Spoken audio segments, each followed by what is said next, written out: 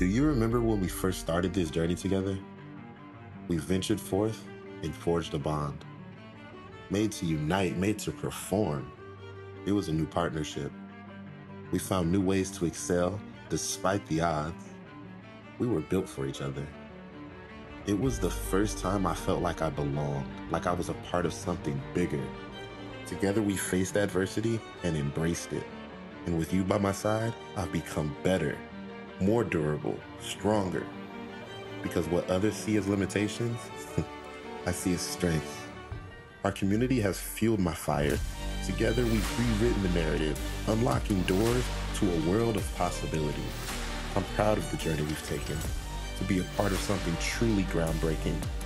I see a world where limitations are shattered and possibilities unlocked. Performax, empowering athletes and redefining limits for 25 years. National anthem concludes, and we'll get player introductions here, Todd. That has been really amongst the coolest moments of the day. The cheering sections, as you can see, are now ringing the court here, this championship court. They've reconstructed the facility, and that is one of the beautiful things of this brand new sparkling Henrico Sports and Event Center is its versatility. You saw the 12-court matrix the first day and then condense it down a little bit as the bracket went along, and then contort it into this championship configuration today as now the Hornets are being introduced. Let's introduce that entire roster for you. That's here representing Charlotte, of course, Charlotte, North Carolina. You know the starters: Adam Smith, Sadie Absher, Caden Bagley, Cameron Ruiz, Alexander Forstner. Let's meet the rest of that roster as well. Noah Lewis, Liam Lenitz, Andrew Lucas, Tucker Anderson, Julia Paliak, Miranda Phillips, and Gabrielle Springer. Those are the Charlotte Rollin Hornets representing Charlotte, North Carolina here this afternoon. Lakeshore Lakers did not bring a big team here from Birmingham, Alabama, but they did bring maybe the most talented team here, led by head coach Savannah Gardner, Daniel Pittman, Madison Etheridge, Jackson Horn, Jacarius Pee-wee Kemp, Jin Jackson, Zane Goodwin, and Seth Tippins. They are your defending national champion. They beat the Kansas City Kings a year ago. Charlotte carried the distinction of defending national champion into that tournament last year, won by Lakeshore, because they defeated the Minnesota Rollin Timberwolves back in 2022. Wheelchair basketball royalty to clash for another crown, and I think one of the X factors in this game is going to be the play of Pee-wee Kemp. He's one of the finest players nationally in wheelchair basketball. We saw him put on a show in the quarterfinals. He got jostled by foul trouble. I was mentioning those whistles early on in that matchup with New York. Yesterday, he had to sit a big chunk of the first half. Never really seemed to find that same rhythm. If he can get into that rhythm early in the game, that's going to heavily impact whether or not Lakeshore is your national champion. Yeah, Pee-wee Kemp, second team MVP last year in the 2023 Nationals. He's had a whole year to build on that. John, I'd be remiss if I didn't mention this crowd here. Unlike a regional tournament where when you're done you often drive home to get some shut-eye that Sunday night, here everybody's booked their flights as though they were playing in the championship game. We've got at least 500 or 600 people here in the event center. I haven't seen a crowd this big for a wheelchair basketball game since I went to Mizzou when they were giving out ice cream and sweatshirts to the students. Imagine if we would have gave out ice cream and sweatshirts, we'd have 5,000 or 6,000. No, it's an awesome environment. It's just been a sensational weekend here starting on Friday. That was the long day, 8 a.m. We got double overtime in the nightcap game. No one minded. We had that kind of ringed stadium effect. It was unintentional that night, and that just set the tone, I think, from a spectator's perspective for the rest of this tournament. But all of it is built to this. We were leaving a little bit earlier than we did on Friday yesterday, and everyone's like, yep, we got what we wanted. We got what we wanted. Lakeshore Lakeshore versus Charlotte. Who do you got? And honestly, my straw poll was split 50-50. There's a faction that believes Charlotte's going to be able to race past Lakeshore. There's a faction that believes Lakeshore is going to be too fundamentally sound for this Charlotte team. Tap off away, and we are underway. That's Adam Smith, and he wastes no time firing away for three. Wide left, and an empty trip to start for the Rollin Hornets. Here's Jackson Horn. Horn along with Pee-wee Kemp. Those are the two that your eye immediately goes to for the Lakers. Back to Horn, operating off the right wing as he does so proficiently. Gave it up, gave it back. You saw Goodwin try to spin and get out of the lane. He knew he'd been in there too long. He couldn't do it. 3-second violation. John, you mentioned Pee Wee Kemp. We're definitely keeping a close eye on him. He had a little bit of a cold day yesterday in the semis. Will he regain what he had Friday? There's the pass. They got the spot that they wanted right there to Bagley. That was automatic yesterday, but maybe the jitters of the title game. Bagley usually converts that with ease. Indeed. Here's Kemp, beautiful crossover move, and he converts that. That was a thing of beauty as he maneuvered his way past Alexander Forstner. So Lakeshore strikes first. Adam Smith gave it up. Smith, a three-time national champion. And that time they got it to an even better spot, but that was Forstner, and Forstner could not get it up and in. Surprised to see these early yips by the Hornets. They've been here before. They know how to play in this one. There's Jackson, Horn, and Horn too strong, but Goodwin able to scoop up the remnants along the baseline. Shot clock back in play, of course, and it's at 9 as Kemp loads up for 3, and he's got the first 5 for the Lakers, and this is exactly what I was talking about. This was the Kemp that we saw the first time when he hit 3 of those in a span of about 3 minutes. Well, that was a big question you asked in the pregame, and Pee Wee Kemp has answered early. The Lakeshore Lakers out to the early advantage. 2 minutes gone by. There's great position again, and this time Bagley able to convert. Caden Bagley, I passed him today. He was out of the chair wearing a prosthetic leg, and he, I would say, stands about 6'4", and that length is a huge advantage even in wheelchair basketball. And this is Jen Jackson, and she will put her name in the scorebook of this national title game. So you're seeing both the strengths of these teams shine already. The Hornets have gotten it down, though, to that block with relative ease on each of their first 3 possessions. This is an over and back, despite the fact that it was collected by Absher. So that's going to be a problem because the Hornets are not going to miss those looks the majority of this game. However, Lakeshore has gotten what they've wanted pretty readily offensively as well. Yeah, most impressed by that transition point to Jen Jackson. I was surprised to see that. Lakeshore not known for that. If that's a dimension to their game, boy, I might have been wrong about that 4 points. There's Jackson Horn, drops it off for Jen Jackson, involving her a little more early. You love to see that. Couldn't get it that time. Bagley is off to the races. 5-point deficit early going for the Hornets. Bagley kind of weaving his way to the elbow. The dribble handoff to Smith. Smith turns, fires it there, and a 3-second violation. Took Smith a little too long to get the basketball to Bagley. And a lane violation both directions now at this point. That whistle blown by Wyatt Morse. Again, outstanding 3-man officiating crew. Pee Wee Kemp left alone at the elbow. Bagley has yet another rebound. And we get a foul on the way down floor. Forstner was harassed and fouled. And that foul is against Jackson Horn. So we track the fouls for the Stars, and that's the first against Horn. Yeah, it's interesting to watch some of the backpicking going on here. Lakeshore doing a good job. Continue to watch that battle. I'm interested to see the strategy that Coach Gardner's drawn up. Smith, long lead in, and that is the Hornets' bread and butter. Well, as we saw in the prep title game, those low post shots right side were the key to the victory ultimately for ATX, and they are going to have to adjust if they don't want to get eaten up by Bagley. Bagley has the first 4. Kemp, however, he could not get it to add to his total already. Kemp, after the hot start, has missed his last 3. Bagley now operating on the perimeter, trying to get his way down inside. So Kemp holding him out. Now backing into that left block is Bagley. 10 to shoot for Smith. This is Lewis. And Lewis gave it up to Bagley and wave it off. And we're going to get a foul on the ground. I believe LaCory stepped. The official blew the whistle. Let's get the explanation from LaCory. Foul is on Kemp, and it is going to be 2 shots.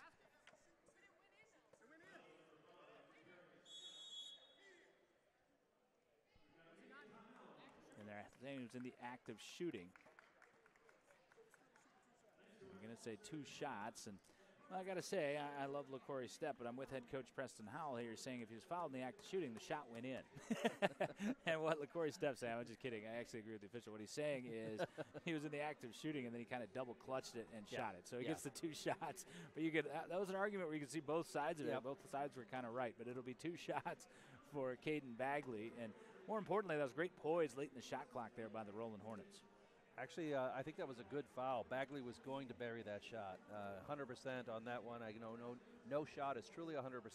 But I actually like that foul. The only trouble is it's against Kemp. Yeah, Kemp and Horn now the stars of this Lakeshore attack, each with 1. Certainly not in any trouble, but you'd rather have them be at 0 if you were Coach Gardner. Yeah, speaking of Coach Gardner, I crossed paths with her earlier today coming out of the hospitality area, and she was talking to an official from the NWBA, and she's got a lot of personality. I love it. And she was commending them on their job publicizing the tournament and getting out the information. And, of course, as you referenced yesterday, I believe it was, the cover of the program has the picture of Savannah Gardner as the coach of the national champions from 2023. She said, I love that you're getting it out. I hate that picture that you're using of me, but I love that you're getting it out. Well, if you've seen Coach Gardner on the sideline, you know she's very stoic, very serious in the game, but take a look at that cover. If you haven't seen it, it's online, very easy to find. She has got the most exuberant expression on her face, holding up the #1 sign, kind of belying the way she coaches the game, but I love to see that passion. Here's Bagley, 2 at the line. This place gets eerily silent for free throws. And I will not make the same remark about the Thunder Sticks this time, John. I learned my lesson. Bagley's second one. That one's good. So it's a 2-point game. Last 3 for the Hornets. All 5 for Bagley for Charlotte thus far. And despite the fact that it's been kind of a quick start, I don't think we've really got into the rhythm yet of what this game is going to be. And kind of on point, Kemp with a careless turnover there. Forstner will get credit for the steal. We'll see if they can adjust now to keep Bagley off of the right post. That's really the adjustment Charlotte's made. You can see tasked with the duty there is Goodwin. Smith will set on the outlet, and he will shoot it. That was just off the mark. And the rebound controlled by Daniel Pittman. Pittman doesn't get the headlines, but he does a lot of the yeoman's work, including on the glass. On the glass and even coming out to challenge the hot shooters, too. Pittman is all over it defensively. And it's going to be a blocking foul against Adam Smith. The Charlotte bench erupts. They thought that was a charge on Goodwin.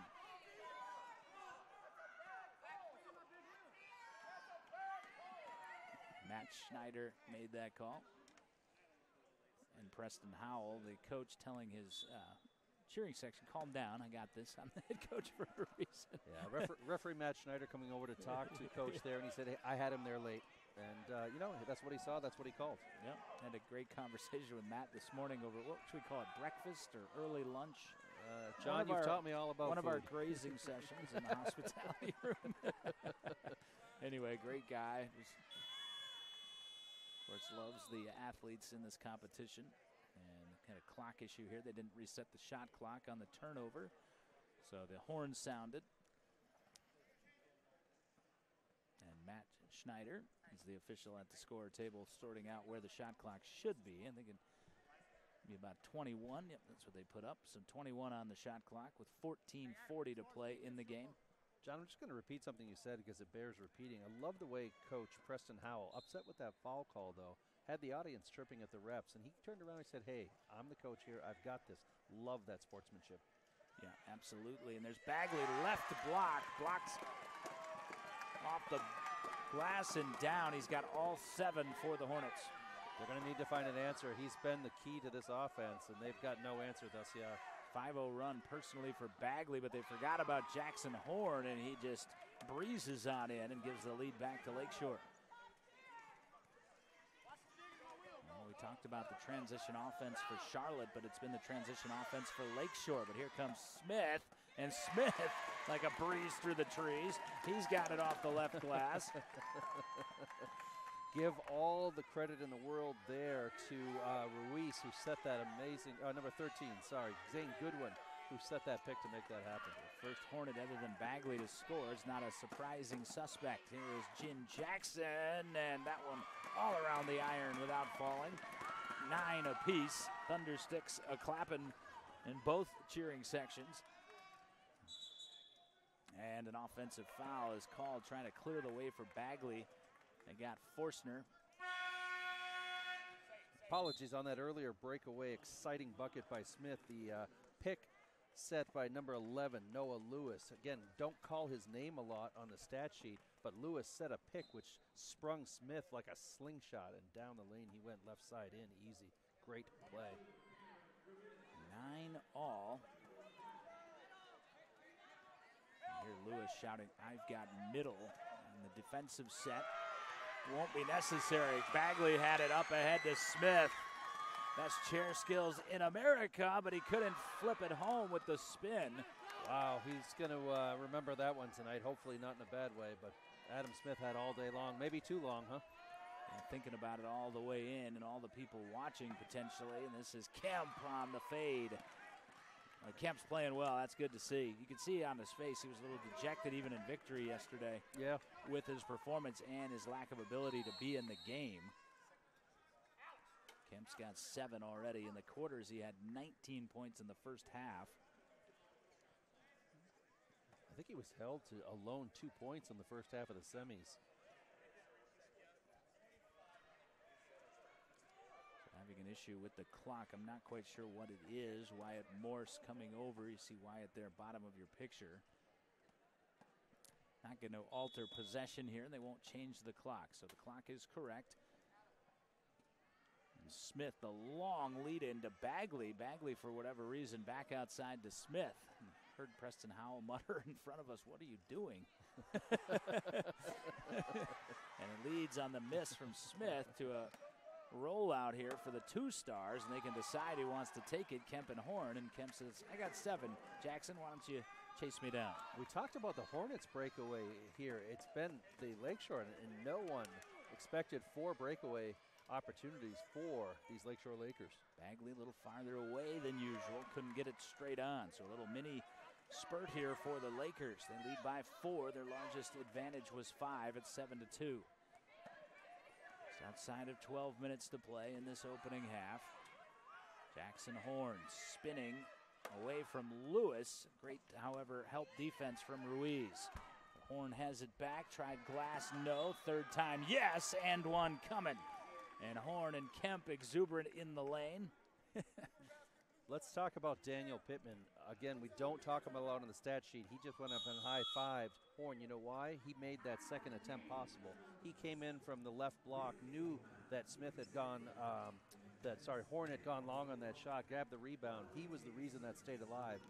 Pittman, the unsung hero thus of these first 15 points. A couple developments. That was the second foul against Adam Smith, one of the stars, of course, for the Charlotte Rollin Hornets. It comes with 11:51 to go, which triggered the under 12 timeout. Well, this tournament proudly brought to you by Chamber RVA. The Richmond Region's Chamber of Commerce is committed to fostering inclusivity, celebrating diversity, and supporting athletes of all abilities. We are proud to serve as a foundational sponsor for the National Wheelchair Basketball Championships. Also brought to you by Able Now, a proud sponsor of the National Wheelchair Basketball Championship. Give your savings a tax-free advantage that won't impact certain disability benefits. Visit ablenow.com. That's ablenow.com. And learn more. Able Now can now be credited, or if you will, blamed for the Thundersticks. They are the organization that handed them out. I kid. It's awesome. It's adding to the environment here today inside the Henrico Sports and Event Center. You see those Able Now Thundersticks throughout the crowd as we're panning around here in this championship court configuration. Good time for the timeout for Charlotte, I think. Adam Smith has really not gotten unlocked thus far in this game. Just the 2 points, but I think the shot selection, there's shots he can make, but in the flow of their offense, maybe not the highest percentage opportunities. Yeah, we saw the initial possession, John. He took the shot from 3 right away. It was a little off, a little clunky. It's continued that way, and when you have as many points as fouls, that's not a good day thus far. Jackson Horn on the foul shot off the foul of Smith. He got it to go, and that makes it a 7-0 roll here for the Lakers. Largest lead of the game for Lakeshore. And here is Smith trying to race past Horn. Horn does a nice job of rerouting him.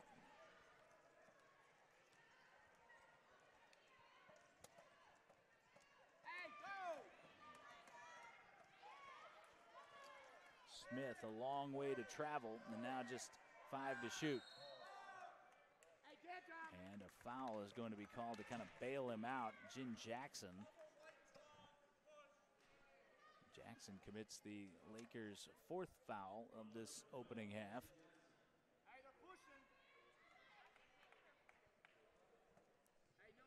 That allowed the reset of the shot clock to 20. And allowed a better look. So there we go from Adam Smith. But yeah, that the 3rd foul actually.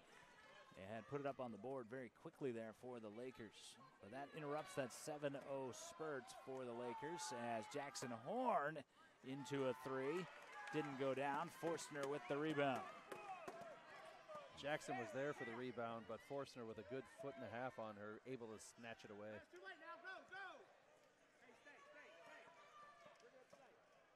Bagley being picked in the backcourt by Kemp. Doesn't matter, so ask and ye shall receive. Yet again, Smith from both corners. He suddenly has 6, and again, that championship pedigree.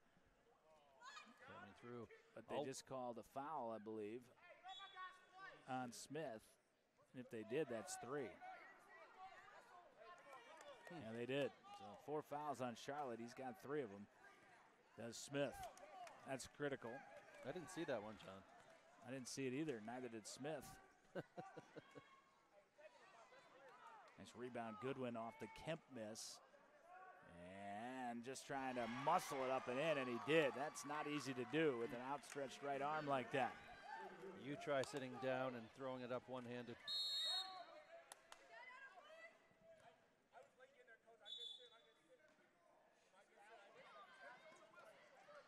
10:17 to play in this first half. You can see Wyatt Morse there over talking to Preston Howell, and he is again. And give Coach Howell a lot of credit. He's trying to maintain his polite demeanor here. And essentially the official saying, I got there late, I may have missed it, Coach. And that's fine and good, but that's 3 on my star facilitator. Yep.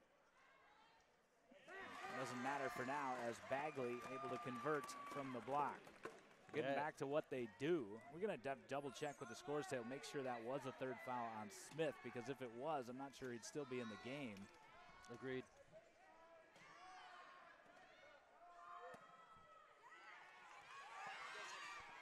There was a 3rd foul on Smith, so that was the call that was made. You said it yesterday, though. He picked up 2 in like the first 2 minutes of the game, and you said, you know, he doesn't play one of those impact in the trenches positions, so maybe you can take that calculated risk. That appears to be the route that Preston Howell's going to take. Bagley had the rebound off that miss and takes it all the way to the head of the key. Bagley with 9 points and 5 rebounds. Ruiz let it go from about 8 feet. It was short and goes to the floor, and we've got a tie-up, and the possession arrow is going to favor the Lakeshore Lakers. They lead by 3. They've led by as many as 7. 9:22 remaining in this first half. Coach Howell having full faith in his player Adam Smith, leaving him in with 3. Smith is a smart player. I agree with the decision. Remember that comedic moment yesterday when Smith picked up a 3rd foul in the second half as Goodwin had a great look at that. See the frustration on his face. Goodwin came over yesterday after the game, asked us if we knew how many points he had scored. We told him 15. He said, really? He had no idea. He had a great game yesterday. Had a great game transpiring in the middle here for the Hornets. It's a 1-point game. Forstner, another contribution, kind of the Twin Towers, as it were, for the Charlotte Rollin Hornets. So here is Bagley. It's great to see Bagley. Like I said, he was around walking on the prosthetic leg earlier and was just with a group of friends, I think it was, from his high school down in Charlotte up here to support him. And they were teasing him as Charlotte on a run now. Forstner gives them the lead.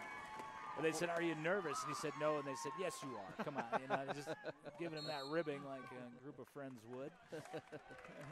Forstner with 4 points now. You just saw all 4 of them in the last minute. And now you've got a whistle and a foul against Daniel Pittman of the offensive variety.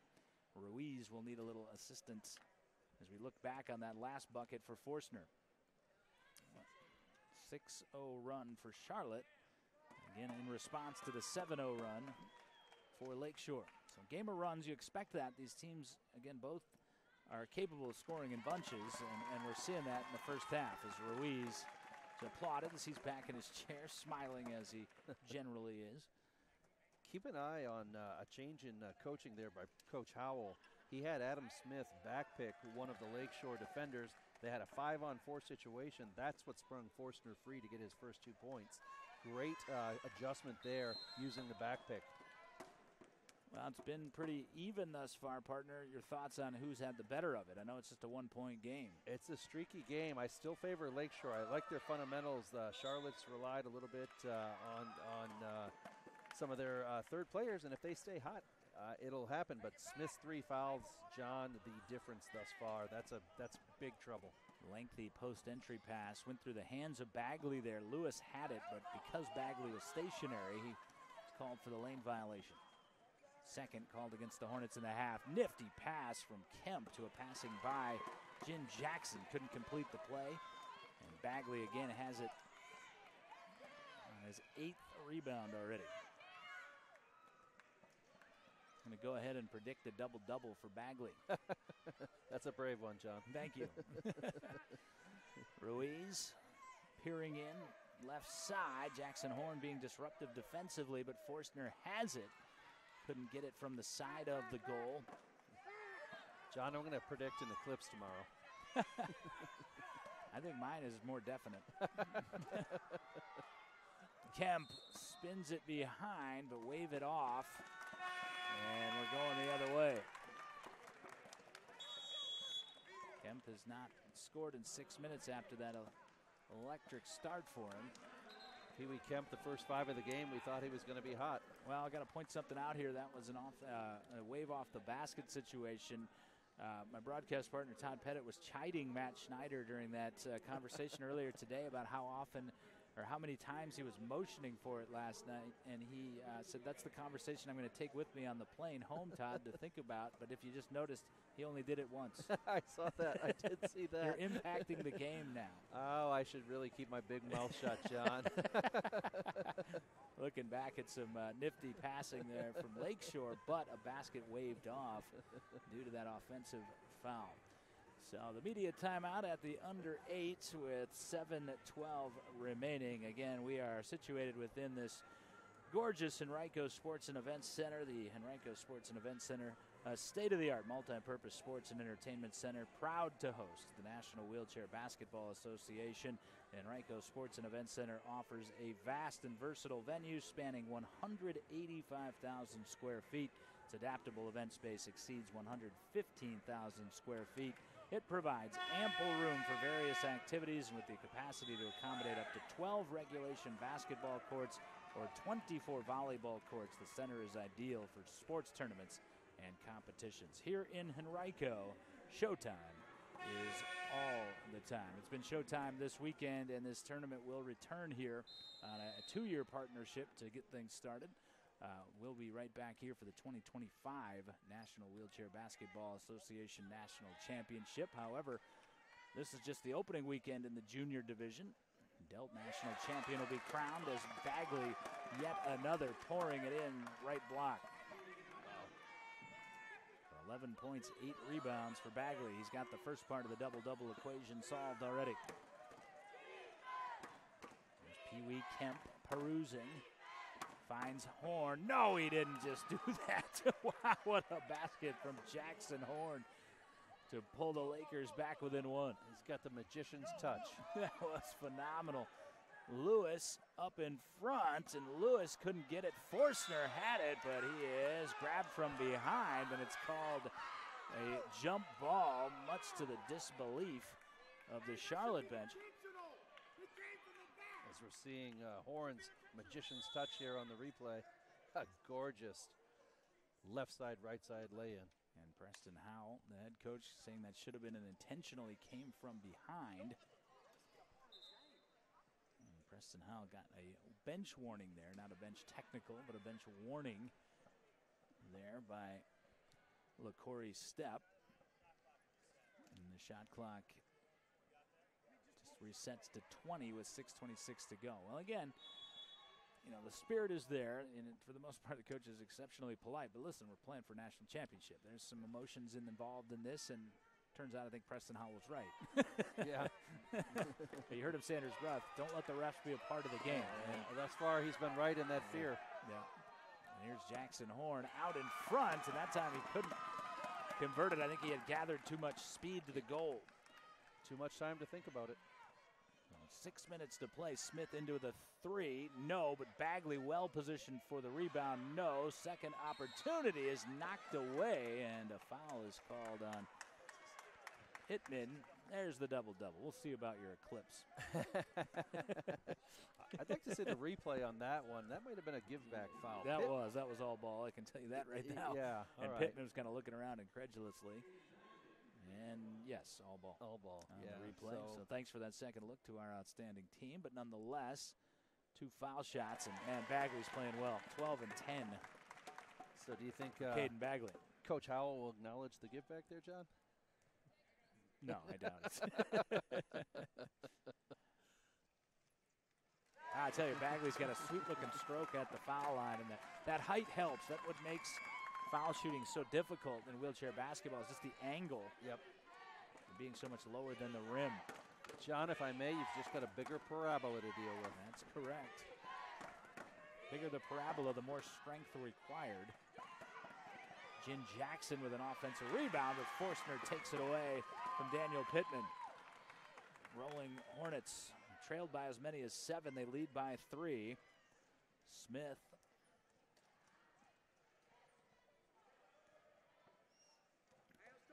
The switch, you got Kemp off him, we got Goodwin on him now.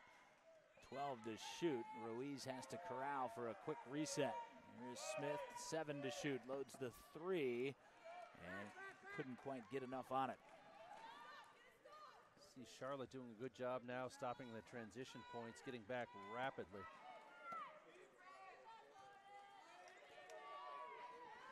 Here is Kemp.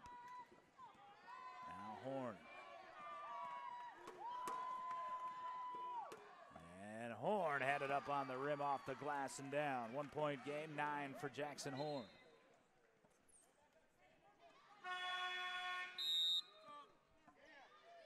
We'll get a Horn in the sub here. As Absher will return, Sadie Absher for Charlotte.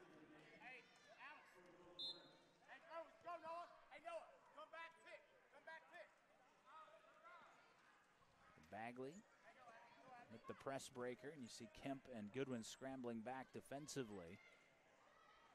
Forstner shovels it off for Bagley. Bagley, a set play for Forstner. Excellent defense by Goodwin as he recovered. Yeah, really good to keep Forstner off of a quality shot, and not only that, to secure the rebound. And the Lakeshore Lakers, the top seed, coming into this national championship. They've played like it. Earn their stay in Richmond. Horn, high arcing effort down. That was a thing of beauty from Jackson Horn. John, there's no way that should have gone in. He didn't even look at the bucket until the ball was out of his hands. I have no idea the muscle memory that must be required to make that shot. It's a little mini run here now for the Lakeshore Lakers. Back in front, 24-23. Smith lobbing it down. Not sure how that got through to Forstner, but it did. It went right through the right hand of Goodwin. Goodman tried everything he can, and by the way, a lot of people may not realize this. You cannot get out of your chair to gain an advantage. That is a technical foul, and that's as close as you'll see Goodwin to come to that. Kemp on the roll, and he got the roll. Kemp does that better than anyone I've seen this weekend, where angling one direction or the other from the rim, he's able to gauge that distance. He needed that one. Yeah, he needed that one. And Kemp, his first basket in 11 minutes. He's got 9 now for the game. The teeter-totter tips back the other way. Getting the game we expected in the first half. We always called them seesaws where I came Adam from. Smith takes a tumble. get a whistle because Smith was right in the midst of all of the action, and we'll get a television timeout. Hey, that's us. National Championships brought to you by Richmond Times-Dispatch, Lee Enterprises, Virginia. The Richmond Times-Dispatch and Virginia Video Network are proud to support the National Wheelchair Basketball Championship and excited to welcome you all to Richmond. You all includes my broadcast partner, Todd Pettit. Thank you for making the trip, sir. It's been a delightful weekend, and this game has lived up to the hype thus far. Caden Bagley going off, but so are Jackson Horn and also Pee Wee Kemp. And we've seen them in doses. It was Kemp early, then it was Horn, and then lately it's been both. Yeah, this game has delivered on its promise. You know, I think we were having a conversation amongst ourselves during one of the breaks yesterday about the semifinal games. Which is better, a semifinal game or a championship game? And sometimes those championship games at all levels really disappoint. They're not close. They're not interesting. Sometimes there's just a caliber above for that elite team. We're not seeing that on display here. These are both teams that have been here in the last 2 years. They both deserve to be here. John, we've got so much to watch. Pee Wee Kemp, will he stay hot? Jackson Horn, can he continue that magician touch? Adam Smith, can he stop fouling? Yeah, Adam Smith, he's made a few from out there. No threes as of yet. He's made a couple of 15-footers as Adam Smith. He plays with 3 fouls, but it's the 2 most recent national champions trying to decide who's going to become the next national champion. 2023 champion Lakers meeting the 2022 champion Hornets. Final 3 minutes of this opening half. And Smith involves Bagley, short shot clock. Bagley, I'm not sure he got it off. It won't matter. He had to rush it and missed everything. Great job there by the Lakers. I believe that's our first shot clock violation of this game. And that is indeed the case. And that also speaks to the pace of the game. A lot of up and down, a lot of transition. Jackson Horn dumps behind. Kemp will let it go for 3. That was a little too flat from Pee Wee. And Lewis will let it go. He was probably capable of snatching it, but no reason to do so. It'll be Hornet basketball, and the bench was crying to him, let it go.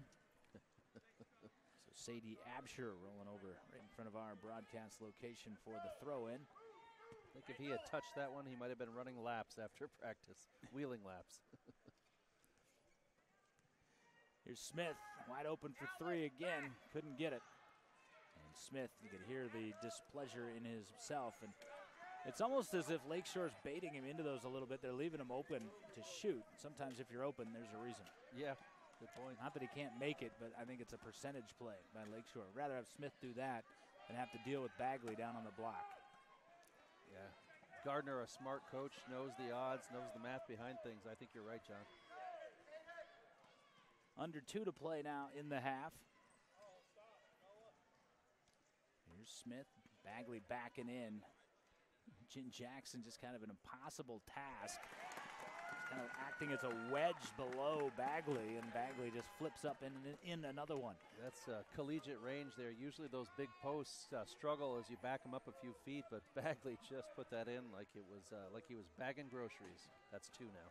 I'll be honest now, self-checkout, that's not as easy as I once thought. Where is the code to scan? Where is the... Wait, I did put it on the scale. What do you mean you need an age check? Yeah, what kind of peppers are these? Never mind. 19 points in the paint for Charlotte. A lot of that Bagley, but some of it Forstner as well. And there's another mid-range effort from Smith and an empty trip. Smith used to being the counterpart to Bagley and certainly not holding up his end of the bargain today. But keep shooting. He's a good shooter. They'll fall. Yeah, that's the thing. You know, he starts hitting a couple of those 3s in a row, and they really can break momentum. Now we'll get a foul against Kemp. That's his 2nd. Kemp won for his last 7 from the field. That's Pee Wee Kemp. Again, a 1-point game. Like Smith struggling, Kemp struggling a little bit.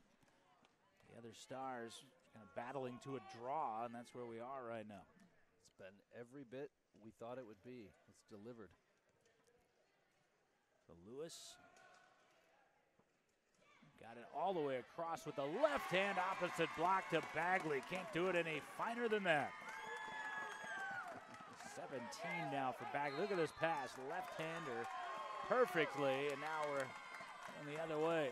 Miscommunication there on the throw-in, and a rare mental misstep by Lakeshore. You heard Preston House say one shot. He wants the lead at the half. Shot clock is off, so Charlotte can hold if they can hold off Lakeshore. Ruiz, middle, Absher, and they won't get that one shot. Instead, Lakeshore will get the final opportunity of the half. Horn speeding down, and he got there so quick as he spins it down. Might not be the final opportunity. Got to get it down the floor hurriedly, though. 5 seconds to go, and I don't think Charlotte's going to get off a look, and they will not. So it will be a 1-point game at the break. A mistake by Lakeshore gave the Hornets the final possession, but the Hornets' mistake gave it right back, and the top seed was able to capitalize. Horn, hair flapping in the breeze, down courts. A spinorama like he does better than anyone else. All right, let's bring in the third member of our broadcast crew as we welcome you to our broadcast location courtside here. That was Todd Pettit, just a thumbs up, but we go the other direction to Dr. Court Schneider. And Court, we talked about a number of things coming in, who to highlight, what they're going to try to do. We've seen all of that, your assessment of the first 20 minutes. I think it's superstars come up and they show in big games. Bagley with 17, Horn with 13. And one of the interesting things I noticed, they actually made some free throws in the first half. We know at this level the free throw line can be a place where there's a lot of miss. You can get some extra points that way, and so that's a big thing as well. This is a very exciting game, good pace to it, good flow to it.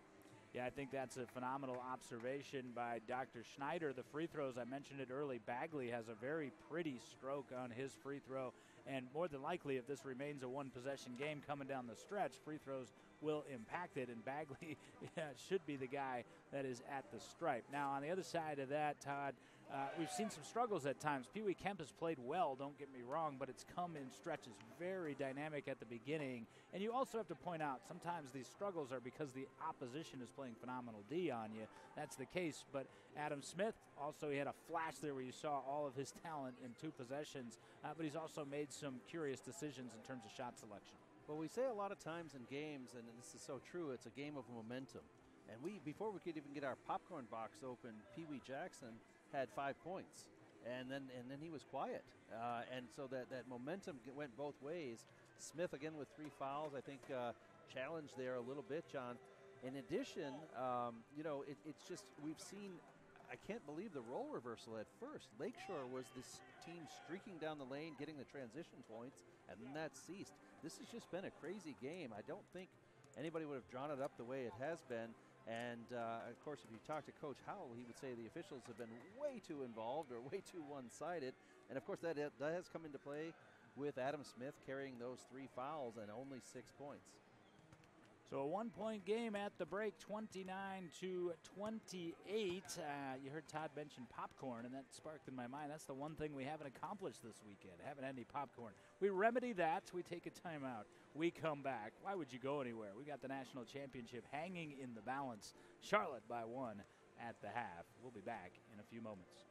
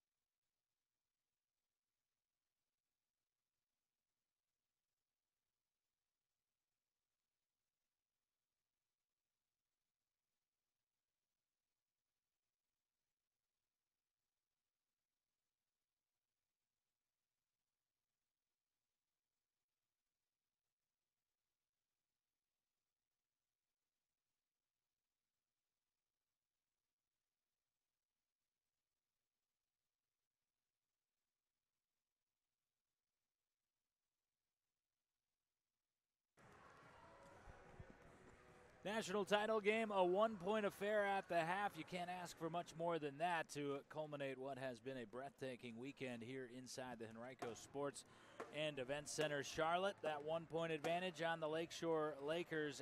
As we outlined as we went to the halftime break, Todd, we've seen about everything we expected to see. It's just the intervals with which we've seen it that have led to this score. Again, we've seen Pee Wee Kemp be fantastic. We've seen some dry stretches from him.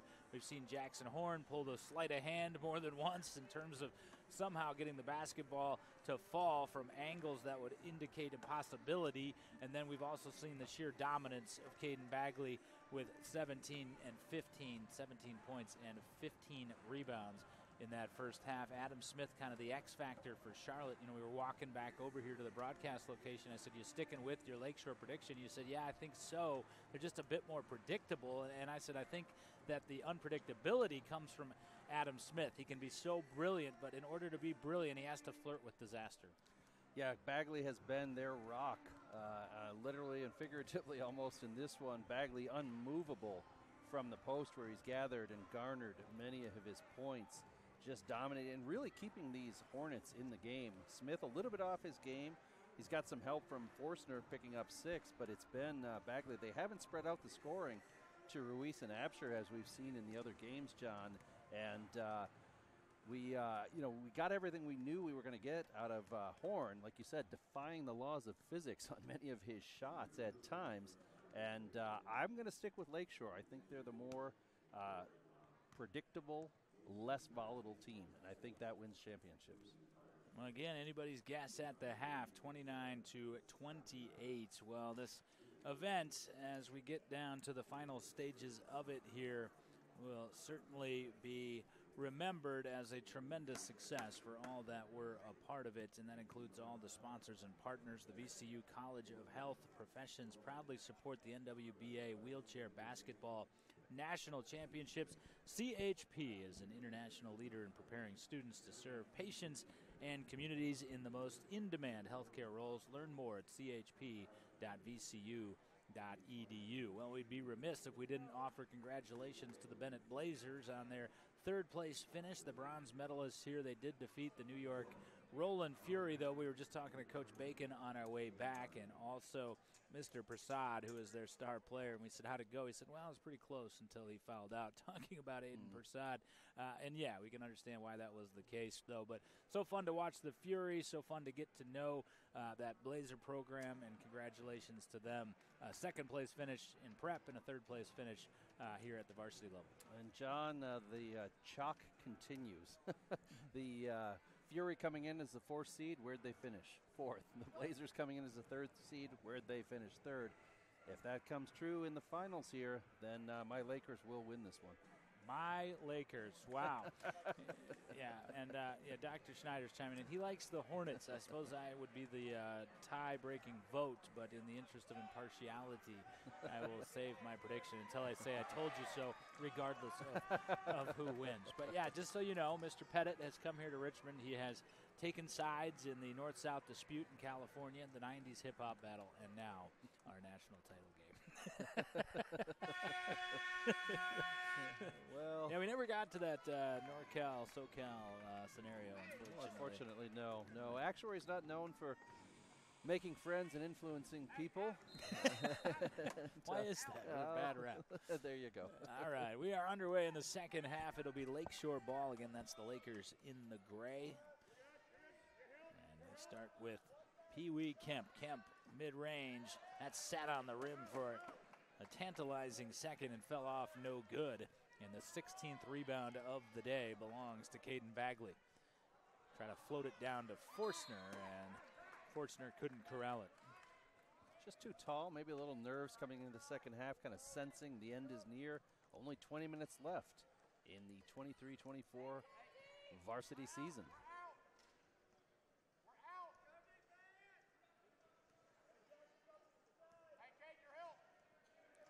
Horn had the big half himself. 13 points for Jackson Horn, and a big block from Bagley at the head of the key on Pee Wee Kemp.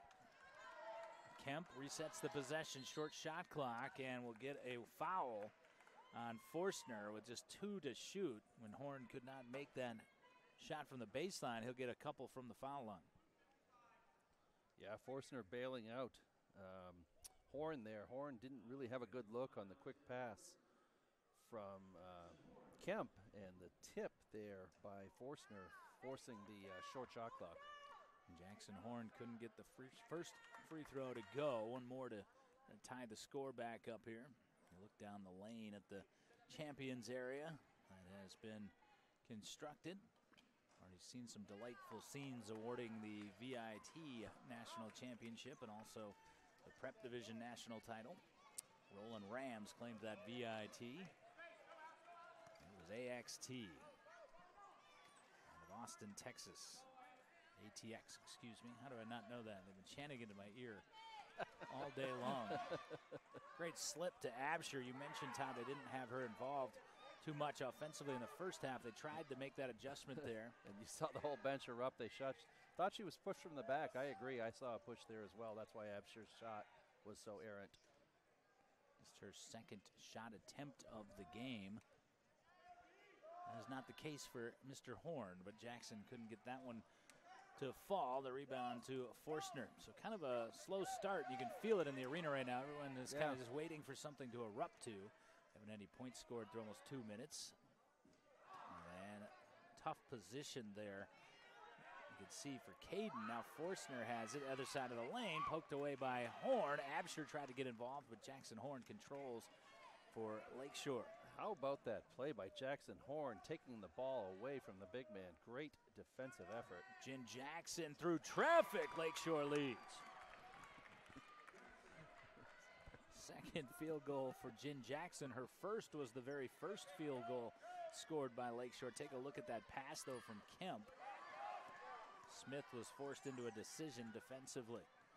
Now as we return to live action, Smith operating with Lewis. Lewis with Kemp, hand in the face, and it's going to be a lane violation. That's the second one that Lewis has committed. Yeah, it just took a little too long, little indecision there, not their normal shooter. He was looking for someone to pass to, then thought about shooting, and then thought too long. Lakeshore has the ball and a 1-point lead. Plug the center. Plug the center. Peyton, plug the center.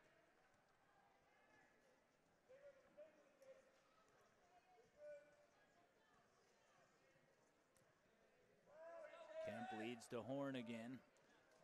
Horn out to the free throw line. Jen Jackson, and Jackson has the first 2 field goals of the second half.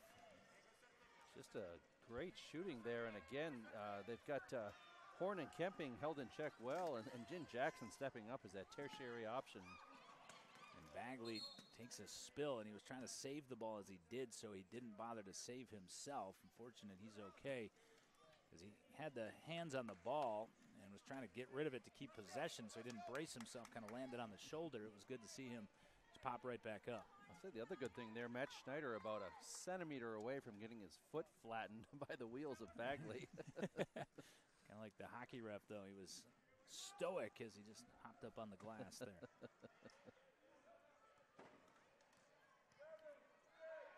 Smith, mid-range goes wanting, and Lakeshore's had the best of it at the outset.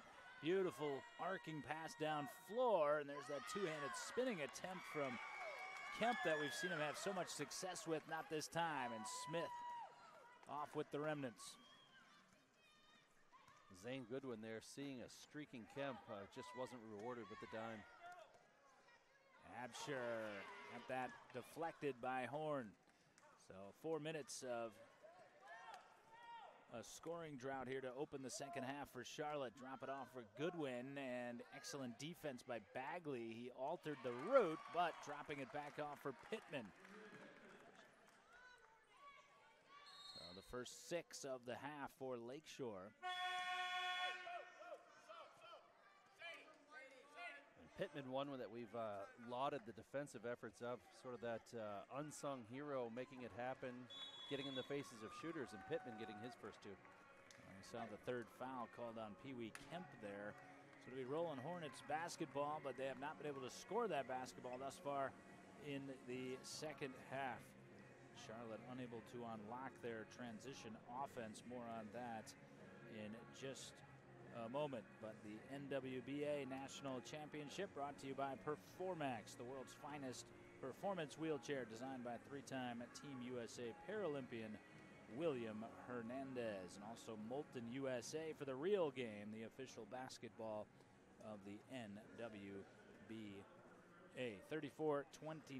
You said you thought Lakeshore was the less volatile of the teams. That has been on display. They've just kind of stayed true to what they do here to open the second half. Meanwhile, a shaky start for Charlotte. Well, look, all 6 points here in this half from the Lakers coming from Jin Jackson, Daniel Pittman, their third and fourth options. Again, actuaries, John, hate volatility. Anytime we can reduce volatility, reduce risk, we look for that. That's why Lakeshore's my team. I got to stick with them. I called them last night. But they are the more consistent team. Streaking is fun to watch. It makes for better broadcasts. But consistency wins championships. Actually, they've been limiting the viewership of streaking in broadcast now for the last 30 years or so. I'm with you. It does make for a more interesting broadcast. Network executives like to minimize their risk. I'm just kidding. I understand in the Super Bowl, the streaker called his own number, right? Yeah, he was a half streaker. He bet on a streaker, and he was the streaker. 15-40, and that long pass into Bagley, that has been successful and is again. And you saw Lakeshore had two defenders sandwiching him. That you can't really explain how difficult that pass is from Adam Smith. Oh my gosh, and he made that from 40 feet away. Great pass. So that's the first bucket of the game, or of the half, excuse me, for Charlotte. 19 in the game now for Bagley. Good looking stroke from Goodwin, and he got the high bounce and the kiss to go down. Goodwin, Jackson, Pittman all contributing here, keeping the Lakers ahead.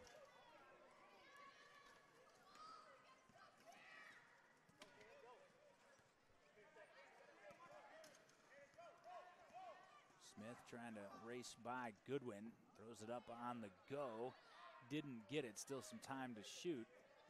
Bagley had it, nice bounce pass to Ruiz. Charlotte comes away empty on that trip again. So Lakeshore 8-2 advantage in this second half and a 5-point lead in the game. Smith has missed his last 5 shot attempts. Jin Jackson rolling in off the pick and roll. That was a thing of beauty. Wow, if you're Coach Howell, I don't know how you defend all 5 of them. Pittman, Jackson, Goodwin, Kemp, Horn, they're all contributing.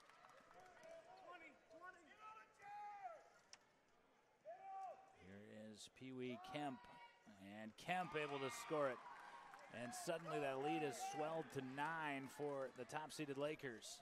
And Preston Howell may be contemplating a timeout, but he's not taking one here. Again, we're not close to being inside a media window either, but instead lets them play through it, and they find Forstner to plug the dam momentarily. We had seen Coach Gardner take timeouts in prosperity. Love that phrase of yours, John, and surprised maybe she didn't think about that there. Kemp, that was a shot fake drop off. Wow. That was beautiful. He gave the shoulder action like he was going to shoot it, dropped it to Goodwin. Goodwin was able to score the basketball, and now Preston Howell will take that full timeout, not surprisingly. So he let him try to play through it for another couple possessions, but needs to get the defense shored up, and he will attempt to do that with this full timeout. 13:36 to go. Our 1-point game at the half has become a 9-point game here early on. Why has that been the case? Jin Jackson coming through with 6 clutch points here in the first 6 minutes and 24 seconds of this second half. And I don't think they expected that. They leave her unguarded. You watch nearly every play. Jin is given the free throw line if she wants it, and she's punished them today. Also getting 2 from Pittman, an amazing give and go there. Goodwin finding the lane. It's just been a combined attack from these relentless Lakeshore Lakers. They're coming in the #1 seed and holding that. Yes, indeed they are. And again, saluting the fans here as they are showing them on our broadcast and also on the giant video boards here inside the Henrico Sports and Events Center. And kind of a wave as they're panning the crowd from left to right. You got huge cheering contingents from both teams. But a 9-point lead for the Lakeshore Lakers as we'll resume with 13:36 to play. And Lakeshore's too good. They can score in so many quick pockets that Charlotte's got to get things right in a hurry.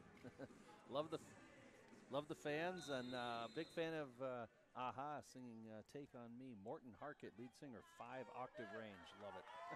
I don't know what has to do with anything, John. It's more than any human should know about AHA, but now you know it too. You can also be hated at your parties you go to. Adam Smith breaks out of that cold shooting stretch and out of the timeout. Much needed bucket for the Rollin Hornets.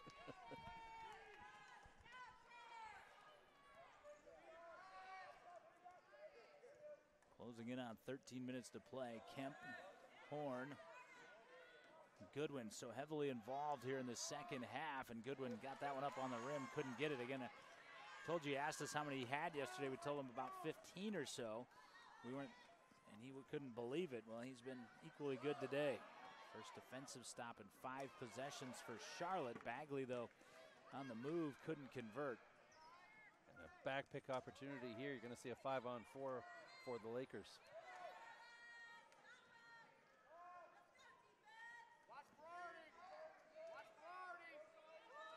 Jim Jackson got it across to Horn. There's Horn working on Smith and coaxes it up and in. Little floater. And Jackson Horn is so magical with the ball in his hands in terms of how he can get it up on the rim, and does it in a variety of ways. Defying the laws of physics.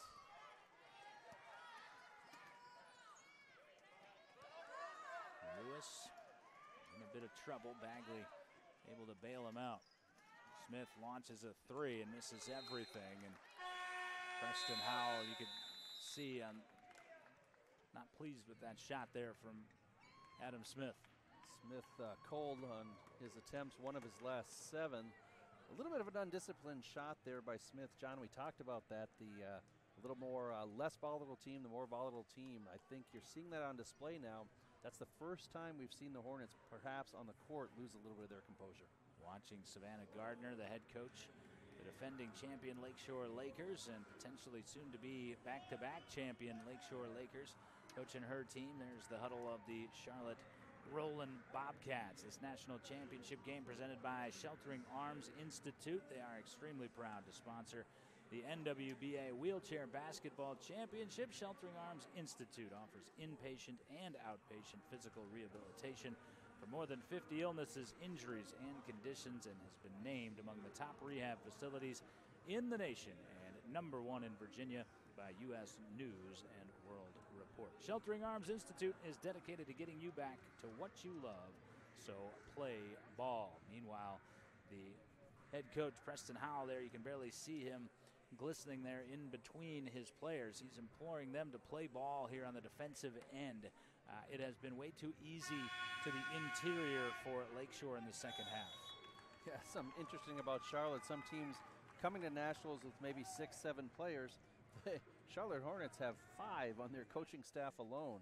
And it's not always Preston Howell who gives the talk. Sometimes he lets his assistants do that.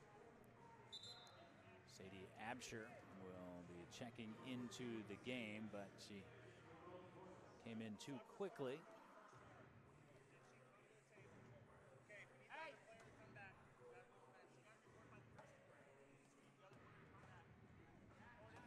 Absher was not to the table in time to check in here and do it before the second horn of the timeout. Adam Smith was the one that was going to be taken off the floor here. And now you can read minds, John. What do you think Coach Howell was thinking when he got that news? You've got to be kidding me. Exactly. Haven't seen that one called yet, but we are in the championship game. Well, I'm more interested at what he was thinking when he wanted to take Adam Smith off the floor, as Kemp, another field goal, and the onslaught continues here in the second half. And I think I have a guess there too. He's saying, Adam, until you make better selections on shots, I'm going to sit you down here and we're going to try something else, despite the fact that you're one of the most accomplished wheelchair basketball players in the country. Well, I think you mentioned that in the prep game, John, right? Sometimes you need to just bring in someone you wouldn't expect to just shake things up. Here's Bagley back out to Smith. Deficit to 11, just 5 to shoot. Smith gets it into Forstner, and Forstner with 1 on the shot clock, able to score it. Forstner's got 10 now. Gotta hang in here. There's plenty of time for the Hornets. Gotta start coupling up those possessions with some stops. Horn looks short, was well short. So short, in fact, that Pittman was able to just grab it clean and reset for Lakeshore. Shot clock didn't reset, though. It's 2 to shoot. Kemp don't realize it, and they won't get a shot off. And didn't reset because that shot from Horn didn't catch iron. So there is a stop for the Charlotte Rollin Hornets. There's that long pass attempt down into Bagley. Got it there. Doesn't look all that dramatic, but good defense from Daniel Pittman there. He forced him to lean back for that attempt and made it much more difficult. Yeah, and Bagley also a couple feet behind his normal range there. Charlotte needs to find some rhythm and find it quickly. They're in danger territory here. We've got a foul against Lewis as Noah Lewis committed that foul. So 21 on the shot clock. The Lakers will inbound. Charlotte fans trying to incite some energy within the Hornets here. It's been a quiet half overall, really. And not a lot of fireworks thus far in terms of the back and forth, and a lot of that. Pee Wee Kemp just drilled that. Kemp back-to-back field goals. 11-point lead again, matching their largest. And a 10-second call. Smith couldn't get it over.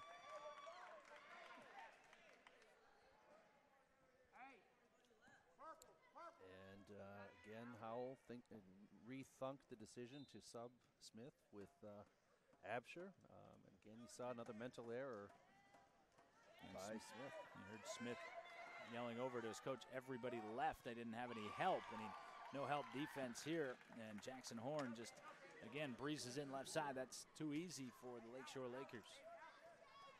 They can make the difficult look easy as well, but that was just easy. And as you see Forstner getting back situated. And to illustrate how easy it has been for Lakeshore, they've scored on 8 of their last 10 possessions. Hornets really need to change some momentum here. This one is starting to slip away as Lakeshore is exerting themselves, but Hornets are a talented team. They just need to figure out what's changed. Kemp nearly picked the pocket of Smith, but got a piece of the sideline as well. And you're starting to see it in the shoulder slumping and the facial expression of the Hornets. Frustration is setting in, but you can't let that turn into resignation with 9:13 to go. Yeah, agreed, John. It's just Charlotte, such a great team. I don't think they've faced this adversity. They probably haven't been down by 13 all year. And Bagley with the answer from the middle. He's got 21. If you're going to go somewhere, Bagley has been that rock for the Hornets. The second field goal, though, of the second half after scoring 17 points in the first. Jin Jackson. Lakeshore doing a great job taking care of the ball. Very few turnovers. Great ball movement. Jackson didn't get it, though. Forstner has it.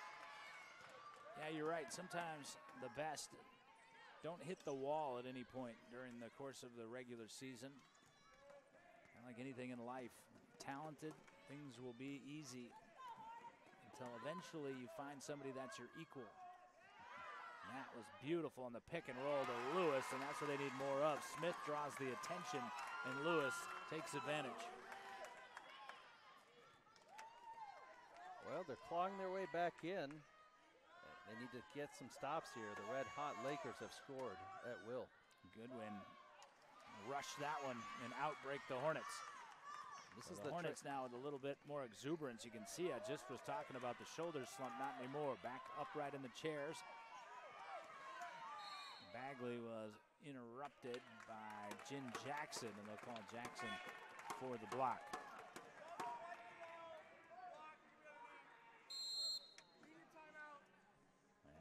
take us to the under 8 timeouts. It's still a 9-point game as it was at the under 12, but it ballooned to 13 on Charlotte, and it got it back a little more manageable.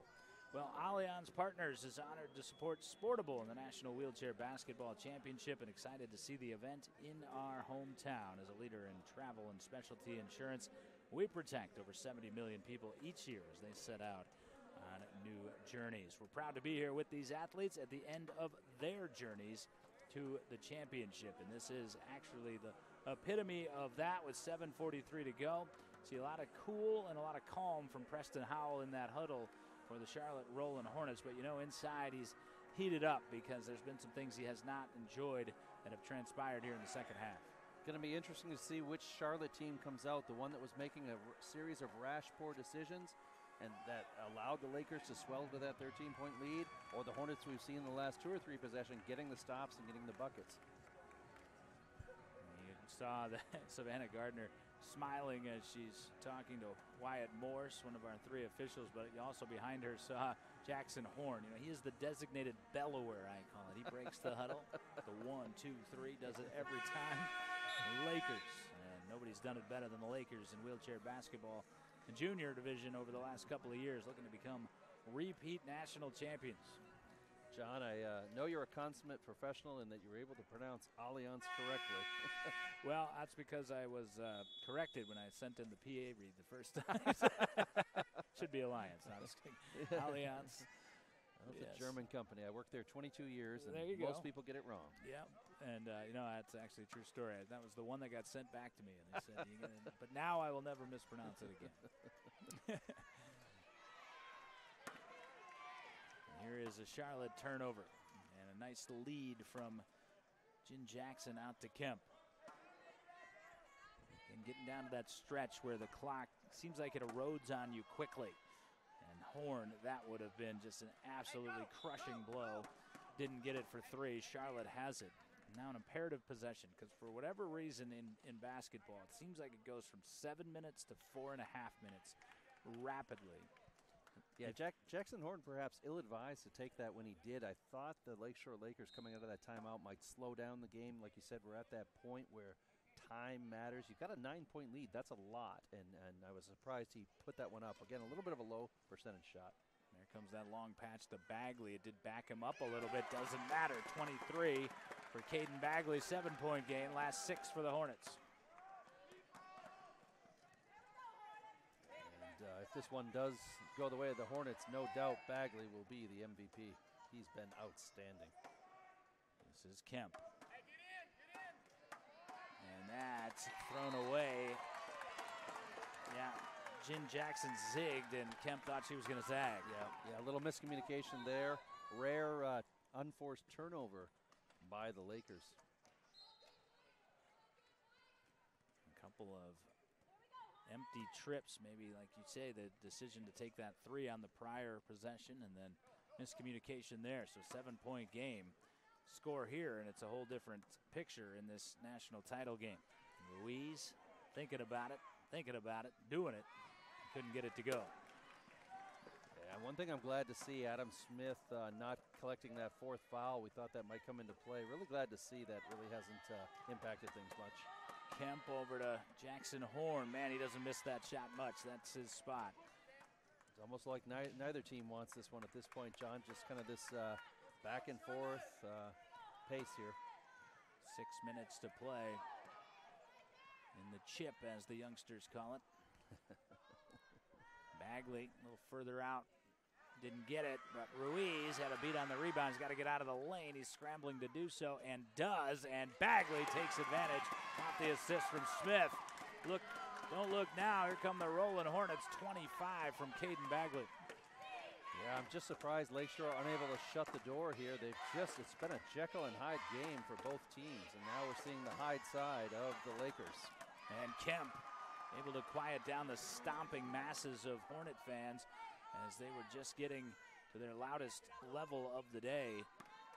Kemp has been spectacular. You mentioned if it's the Hornets that win, it's a no-brainer. It's Bagley as the MVP. If the Lakers win, you're going to have to pick between Kemp and Horn. I think you got to cut it in half, John. They both deserve it. I won't be in the building when they decide because I wouldn't be able to do it. Here is Kemp motoring in. I guarantee neither one of them would care which of the other one's got it. Air ball here will not help that cause, but it is the Lakers by 7. And again, like I said, look how quickly we got down to about 4.5 to play. John, you're a genius. Jen Jackson there, short on that shot, kind of saw herself shaking her head, shaking her hands, kind of shake that off. Really smart player. I don't think that's going to bother her, but I was surprised she was so short on that one. Jen Jackson getting into position defensively, and that forced Smith to throw that pass before Bagley was ready. Fortunately, Johnny on the spot is actually named Noah Lewis. Yeah, Pittman ill-advised to touch that one, would have gone out of bounds. Bagley having to lean back. That was a difficult shot. Credit the defense of Daniel Pittman. Again, I mentioned it earlier. He's kind of that unsung hero. Yeah, I'd like to see the Lakers slow the pace down here, start taking the time off the clock. We'll see if they do just that. Pee-wee Kemp throws it back door to Pittman, and what a find and what a finish. So a 9-point gap again after Charlotte was closing in. That quintenary option of Daniel Pittman picking up his 4th. Big point there for him. Here's Smith.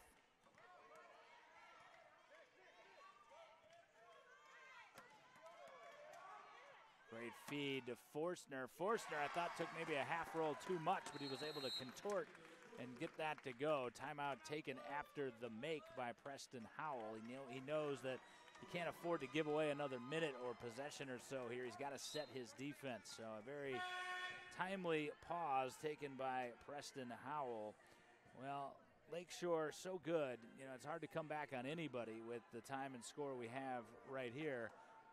Even more difficult to do it on what has been the top team in wheelchair basketball. But if Charlotte is to prevail, what needs to happen? Well, first off, they've got 5 options for scoring on the Lakeshore Lakers. So you saw there that they started to press them full court. If that full court pressure can rattle Lakeshore, they can keep them off the offensive side of the glass. I think that's really part of the key. Obviously, their stars have to rise up. We need to see a little bit more out of Adam Smith. He's been carried thus far by Bagley, even Forstner coming in with 12. Adam Smith, a very, very capable player. Adam Smith, a 3-time national champion in basketball, once in prep, once in varsity, and once in adult D2. He's certainly capable of leading this team to victory. So it's got to be a combination of 2 things, John. One, disrupt the flow of the game for Lakeshore. I love the full court by Howell, and then Adam Smith, get in the game, or just keep feeding the rock to Bagley. Yeah, again, we're not to that point yet where I think you need Smith to start trying from deep, but at about a minute from now, 2:30 or so to go, if it's still a 7-point deficit, then that is the last card you got up your sleeve if you're the Charlotte Rollin Hornets. Starts, though, with the defensive stop here, and that's why the timeout was taken by Preston Howell. NWBA Junior National Championship presented by Nike, the official apparel and shoes of the NWBA, and by Performax, the world's finest performance wheelchair designed by 3-time Team USA Paralympian William Hernandez. They will set up that full court pressure, will the Hornets. John, I'm excited. In 3.5 minutes of game time, we are going to award a trophy. Horn takes the inbound, quickly cut off by Lewis, but look at that intricate design on the press break. Knew right where to go, middle of the floor for Kemp. And Kemp is fouled, so they got 3 more fouls to give to the Hornets because they'd only committed a couple thus far in the half, so that's also astute coaching by Coach Howell. Yep. Wait till the last moment to have to give those fouls. Right. As soon as that press break didn't work, then you go right to plan B, which is foul, put him on the line. Again, free throws hard to make, although 75% from the line today. This is Jen Jackson back to Horn, and Bagley fouls. I was going to say foul anybody, or anybody can foul except for Adam Smith, who has the 3 at the moment. And now Forstner has the 3 as well. Couple more fouls to give. Doesn't want to put him on the line just yet. He wants to come to the precipice of the bonus. And instead, he'll get the empty trip anyway. So the quick shot attempt, probably ill-advised there with a team that is intent on fouling. Misstep by the Lakers. Pittman had the wide open lane, just had a little too much adrenaline there and hard off the glass. Forstner leaves it behind for Smith. Back to Forstner. Needed it, got it, and it's a 5-point game. Didn't take a lot of clock either. And that one thrown carelessly off the wheel of Kemp, and you can see Kemp and Pittman both kind of pointing in the other's direction for that miscommunication. It's been about 10 minutes since we've had that crowd noise behind us, John. They're sensing it. They're sensing the comeback. Right into Smith. Now's the time. That's why he's a pedigreed national champion. That was a long two, but it's a 3-point game. Just took that 7-point deficit down to 3 in less than a minute. Coach Howell still wants to give the foul. They can't get to anybody to give it. Jim Jackson, though, couldn't make him pay. Horn is fouled, but in the act of shooting, that is the 4th on Forstner. So that's 4 on Forstner. Keep an eye on that as well. It's 5 on the Hornets as a team, so they still have 1 to give. And prior to that double-up offensive possession, you can see the plan for Preston Howell, the head coach of Charlotte, was to get to the precipice of the bonus. To your previous point, Todd, Jackson Horn and Lakeshore, the finest free throw shooting team in this tournament. He's able to stretch the lead back out. And gets them both. And one fan with those thunder sticks going, you can hear the rest of the crowd saying, knock it off. Didn't bother Jackson Horn, though. Now it's the Charlotte turnover. Goodwin grabs it and is fouled by Bagley. So that is the 6th. Next one will be the 1-1. 5-point deficit, 2:13 to play. And now Coach Howell says, don't foul just yet. Let's defend the possession.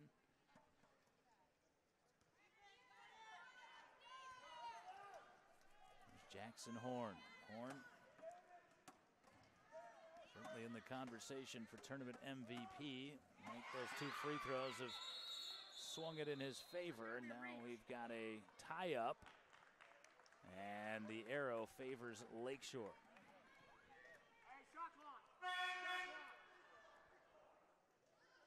Now they'll come over and I believe adjust the shot clock. Never a change of possession there despite the tie-up. Tied up for Smith, but never had full possession. Trying to sort out getting to the proper number on the shot clock. I like the calm demeanor of referee Spencer. Or Schneider, Matt Schneider here. Matt Schneider, very calm. Nothing seems to phases him. Phase him, indeed. So set the shot clock to 17. Minute 59 is correct on the game clock, and now we're back underway. Jackson Horn to the middle. Pee Wee Kemp.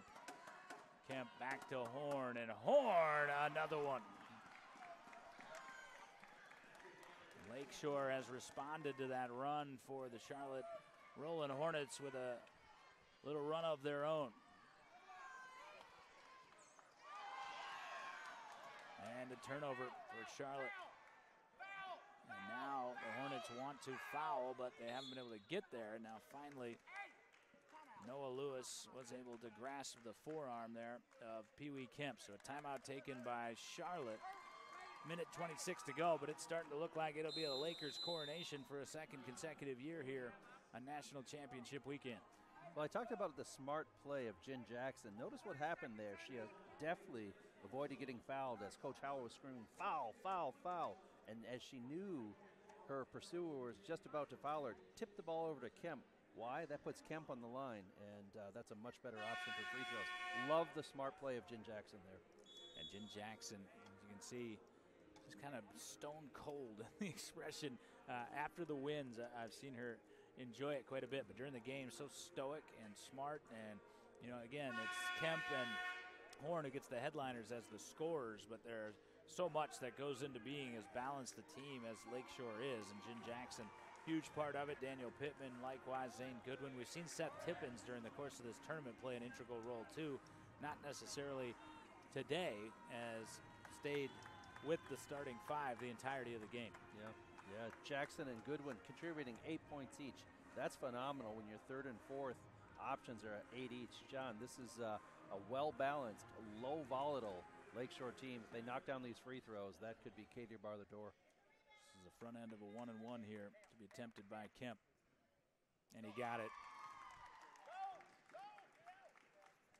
Since this foul strategy for Charlotte, the free throws have been converted, all 3 attempts. Kemp about to send the fourth. Didn't get that one, but the damage already done. 59-51. Bagley has the ball, but time is getting shorter and shorter on the Hornets here. Ruiz leaves it behind for Smith. Smith across the lane to Forstner, and they're going to call a foul on Jen Jackson. That's a tough foul on Jackson, as Forstner had to lean over the top of her, but he will get a pair of foul shots.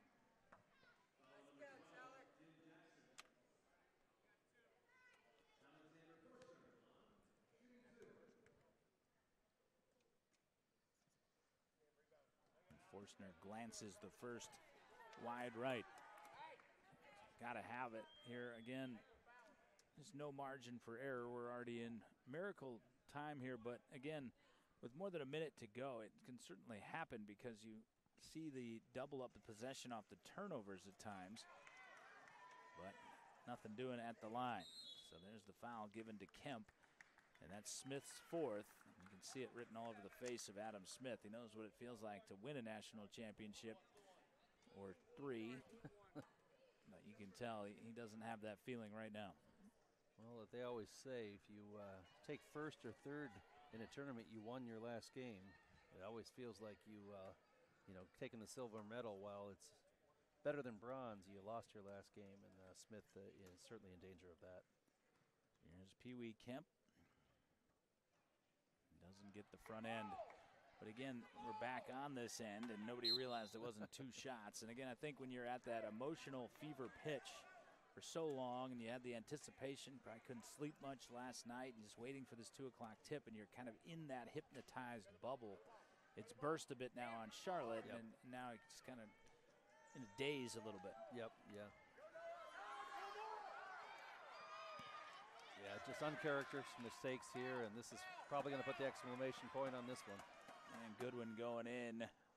Coach Howell wanted a foul, didn't get one from his team, and now as about 15 more seconds goes off, I would be surprised if continues to foul. Well, that was just a reactionary play there from Lewis with 45 seconds to go. But Charlotte needed perfection in the hole that they had dug, and instead 5 of the 6 possessions recently have ended in a turnover. Well, John, I had called this the Lakers by 4. That doesn't look like it's going to come true. Just Yeah, we didn't ask you to be so precise on the well, prediction, that's true. by the way. I thought that would be a close one, and it really has been. 1-point game at the half. We haven't gotten the electric moments down the stretch, but hey, you know, we asked for a ton here in this title game. It has, for the most part, delivered. Smith, nearly got that to go. It's been the tale of the day for Adam Smith. Bagley is going to give the foul here to Goodwin as the 2 collide. 27 seconds remaining. Well, it's tough at times to concede that that journey towards a title has ended, the finality of it, but I would be surprised if another foul is given at this point. At some point, the sporting thing to do is concede. Yeah, yeah. So regardless of who won this one, there was going to be 2 out of 3 years of national champions. It's looking like Lakeshore in 22 and Lakeshore in 24.